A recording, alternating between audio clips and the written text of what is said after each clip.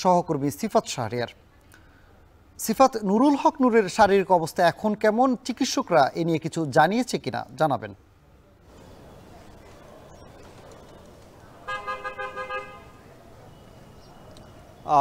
চিকিৎসকরা আনুষ্ঠানিকভাবে এখন পর্যন্ত কিছু জানায়নি, তবে গণ অধিকার পরিষদের সাধারণ সম্পাদক রাশেদ খান গত রাতে কয়েকবারই তিনি বলেছেন, এবং সবশেষ যে খবর সেটি হচ্ছে এখন পর্যন্ত তিনি আশঙ্কামুক্ত হননি।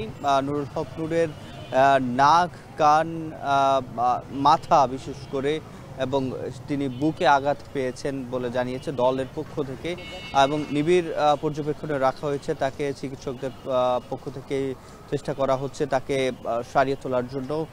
সানি জানেন, গত রাতেই জাতীয় পার্টির অফিসের সামনে প্রথমত বিক্ষোভ মিছিল নিয়ে যায়, পরবর্তীতে গণ অধিকার পরিষদের সাধারণ সম্পাদক রাশেদ খান সহ অনেকে আহত হয় সেখানে সংঘর্ষে জাতীয় পার্টির সাথে। তারপরে নুরুল হক নূর সহ তার নেতৃত্বে মশাল মিছিল নিয়ে গেলে সেখানে আসলে আইন শৃঙ্খলা বাহিনী সেখানে তাদেরকে বাধা দেয়, এবং পরবর্তীতে তারা ফিরে আসার চেষ্টা করে এবং সংবাদ সম্মেলনের চেষ্টা করে।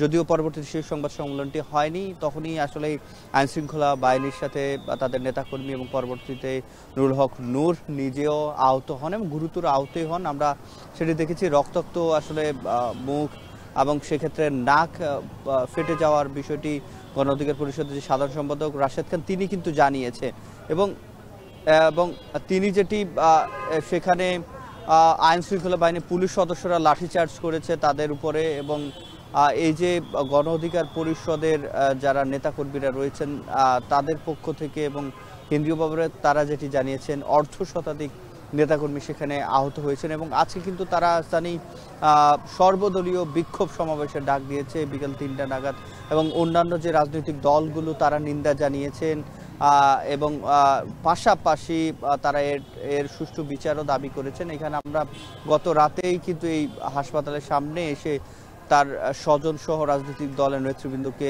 আসতে দেখেছি, এবং এখন পর্যন্ত সে আইসিইউতে রয়েছে এবং সেখানে তার নিবিড় পরিচর্যা চলছে, এবং এখন পর্যন্ত তিনি সংখ্যামুক্ত নন। সানি, তো এই ছিল আমার কাছে ঢাকা মেডিকেল কলেজ থেকে সবশেষ।